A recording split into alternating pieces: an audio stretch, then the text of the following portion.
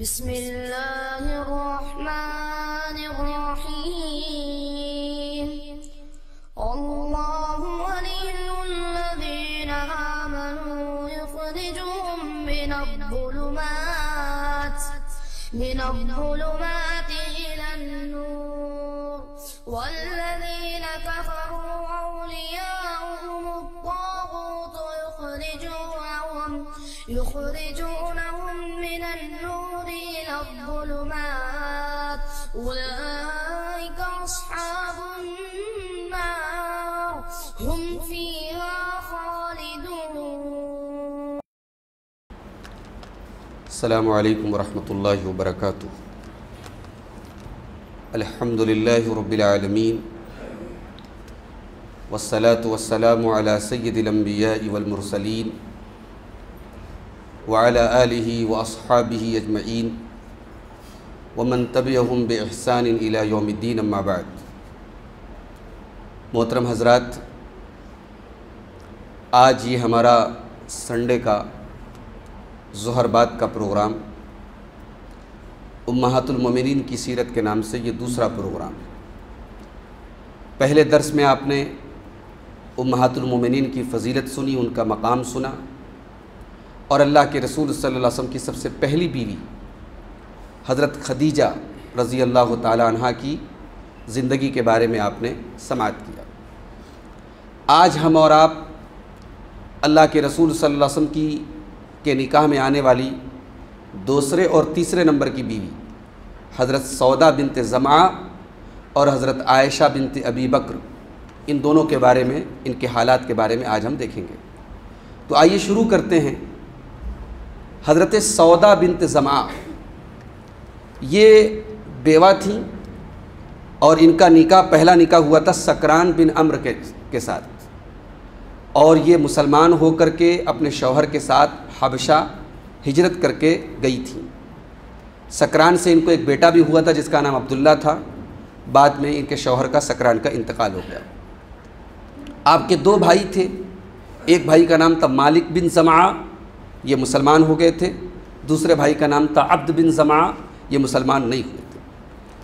ان کا نکاح کیسے ہوا اللہ کے رسول کے ساتھ؟ جب حضرت خدیجہ کا انتقال ہو گیا تو اللہ کے نبی صلی اللہ علیہ وسلم بہت ٹینشن میں رہنے لگے. ظاہر ہے کہ حضرت عائشہ سے جو ایک گھریلو سپورٹ مل رہا تھا، اللہ کے رسول کو ایک سکون مل رہا تھا، ایک تو وہ سکون ختم ہو گیا. پھر دوسرے آپ کی 4 بیٹیاں تھیں، حضرت زینب، حضرت رقیہ، حضرت ام کلثوم، حضرت فاطمہ. غالباً حضرت زینب کا تو اس وقت نکاح ہو چکا تھا، لیکن 3 بیٹیاں جو تھیں ابھی ان کا نکاح کرنا تھا، ان کی ذمہ داری تھی. تو ظاہر ہے کہ اب وہ بغیر بیوی کے اور بغیر عورت کے گھر کا چلانا بڑا مشکل کام ہوتا ہے. تو حضرت خولہ بنت حکیم یہ اللہ کے رسول کے پاس آئیں، اور یہ اس وقت جو ہے مکے کی بڑی سمجھدار خاتون مانی جاتی تھی. انہوں نے آ کر کے کہا کہ اے اللہ کے رسول، میں دیکھ رہی ہوں کہ آپ بہت اداس رہتے ہیں خدیجہ کے انتقال کے بعد. تو اللہ کے رسول نے فرمایا کہ ہاں، ام العیال و ربۃ البیت، میری وہ بیوی چلی گئی جو میرے بچوں کی ماں تھی اور میرے گھر کی ملکہ تھی. تو حضرت خولہ نے کہا کہ الا اخطب علیک، کیا میں آپ کے لیے رشتہ نہ دیکھوں؟ تو آپ نے کہا کیوں نہیں، تم عورتوں کا یہ کام ہے، تم کوئی مناسب رشتہ دیکھو. تو انہوں نے کہا کہ اے اللہ کے رسول، کیا میں کوئی کنواری عورت تلاش کروں یا کوئی سیبہ، کوئی مطلقہ بیوہ تلاش کروں؟ تو آپ نے پوچھا کہ کون سا رشتہ ہے، کوئی رشتہ تمہاری نظر میں ہے؟ تو اس کے بعد وہ حضرت سودا کا رشتہ لے کر کے آئیں، اور پھر گفتگو آگے بڑھی، اور حضرت سودا رضی اللہ تعالیٰ عنہ اللہ کے رسول کے ساتھ سن 10 نبوی میں رمضان کے مہینے میں آپ کے نکاح میں آئیں. 400 درہم مہر تھا اس نکاح کا، اور اس وقت اللہ کے نبی صلی اللہ علیہ وسلم کی اور حضرت سودا کی دونوں کی عمر 50 کے آس پاس میں تھی، 50 کے قریب تھی. نکاح سے پہلے حضرت سودا نے ایک خواب دیکھا تھا. خواب یہ دیکھا تھا کہ وہ اپنے بستر پر لیٹی ہیں اور آسمان پھٹتا ہے اور چاند ان کے اوپر آ کر کے گر جاتا ہے. یہ خواب انہوں نے اپنے پہلے شوہر کی موجودگی میں دیکھا تھا. تو ان کے شوہر نے کہا تھا کہ اس سے یہ لگ رہا ہے کہ عنقریب میری موت ہونے والی ہے اور تم کسی اور کے نکاح میں جانے والی ہو. ہجرت کرنے کے بعد جب پیارے نبی صلی اللہ علیہ وسلم ہجرت کرنے کے بعد مدینہ پہنچے تو آپ نے حضرت زید ابن حارثہ کو اور حضرت ابو رافع کو 2 اونٹ اور 500 درہم دے کر کے مکہ روانہ کیا کہ جاؤ میری فیملی کو لے کر کے آؤ۔ چنانچہ حضرت زید اور حضرت ابو رافع حضرت سودا کو اور اللہ کے رسول کی بیٹیوں حضرت ام کلثوم اور حضرت فاطمہ، حضرت رقیہ کی شادی ہو چکی تھی، حضرت زینب کی شادی ہو چکی تھی، اور اس کے علاوہ حضرت اسامہ ابن زید کی جو بیوی تھیں حضرت ام ایمن، ان سب کو لے کر کے مدینہ آ گئے۔ اور ابھی تک اللہ کے رسول کی بیویوں کے لیے الگ سے کمرہ نہیں بنا تھا، تو یہ لوگ حضرت حارثہ ابن نعمان انصاری کے گھر میں آ کر کے رہنے لگے۔ بعد میں جب اللہ کے رسول صلی اللہ علیہ وسلم نے حضرت عائشہ سے نکاح کیا تو حضرت عائشہ اور حضرت سودا میں چھیڑ چھاڑ بھی ہوتی تھی۔ بھائی ظاہر ہے سوتن تھیں، سوتن میں ایک ایسا تعلق ہوتا ہے کہ وہ ایک دوسرے کے خلاف ایک قسم کی غیرت ہوتی ہے، تو اس کی وجہ سے کبھی کبھی چھیڑ چھاڑ بھی ہوتی تھی۔ ایسا ہی ایک واقعہ سنن نسائی کے اندر موجود ہے۔ حضرت عائشہ کہتی ہیں کہ ایک مرتبہ میں نے حلوہ بنایا اور میں وہ حلوہ میں لے کر کے آئی، اس وقت اللہ کے رسول صلی اللہ علیہ وسلم کی باری حضرت سودا کے یہاں تھی، تو جب میں پہنچی تو میں نے سودا سے کہا کہ آپ بھی کھا لیجئے، تو حضرت سودا نے کہا کہ نہیں میں نہیں کھاؤں گی، تو حضرت عائشہ نے کہا کہ تم کھاؤ گی ورنہ یہ حلوہ میں تمہارے منہ پر میں دے ماروں گی، تو حضرت سودا نے تب بھی انکار کر دیا۔ حضرت عائشہ کہتی ہیں کہ میں نے حلوے کے اندر اپنا ہاتھ ڈالا فطلیت وجہا، اور وہ حلوہ میں نے حضرت سودا کے چہرے پر مل دیا۔ فضحک النبی صلی اللہ علیہ وسلم، اللہ کے نبی مسکرانے لگے، اور اس کے بعد آپ نے حضرت سودا سے کہا کہ تم بھی جو ہے ان سے بدلہ لو اور تم یہ حلوہ عائشہ کے چہرے پر پوت دو۔ تو اس قسم کا ہنسی مذاق اور چھیڑ چھاڑ بھی حضرت عائشہ اور حضرت سودا کے درمیان ہوا کرتا تھا۔ حضرت سودا رضی اللہ تعالیٰ عنہا نے اللہ کے نبی کے ساتھ وہ حج بھی کیا جسے ہم حجۃ الوداع کہتے ہیں، اللہ کے رسول کی زندگی کا پہلا اور آخری حج۔ اس حج کے سفر میں حضرت سودا اللہ کے رسول کے ساتھ تھیں۔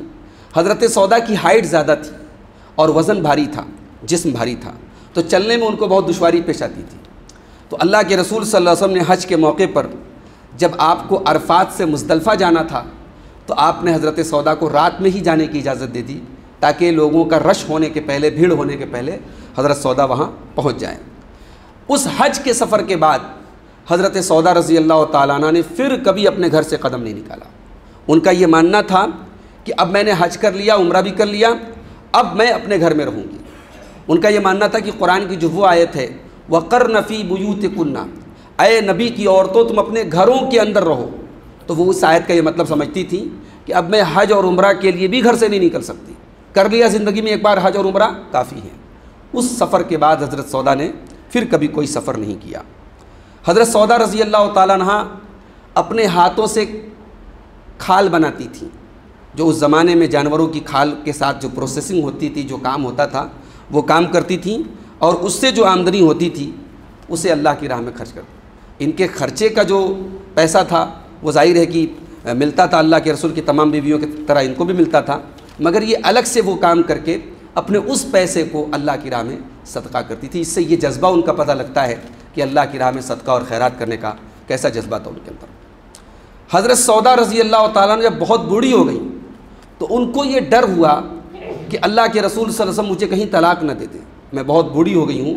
تو انہوں نے اللہ کے رسول صلی اللہ علیہ وسلم کو راضی کرنے کے لیے اپنی باری حضرت عائشہ کو مقرر کر دی کہ اللہ کے رسول صلی اللہ علیہ وسلم نے جو اپنی بیویوں کے یہاں گزارنے کے لیے جو دن طے کیے تھے، حضرت سودا نے کہا کہ اللہ کے رسول آپ میری باری والے دن آپ حضرت عائشہ کے یہاں جایا کریں۔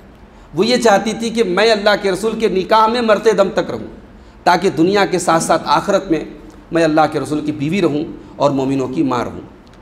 آپ کی وفات کے بارے میں 2 قول ہے۔ ایک قول یہ ہے کہ آپ کی وفات حضرت عمر کے دور میں سن 22 ہجری میں مدینہ میں ہوئی، اور دوسرا قول یہ ہے کہ آپ حضرت معاویہ کے دور میں سن 54 ہجری میں آپ کی وفات ہوئی۔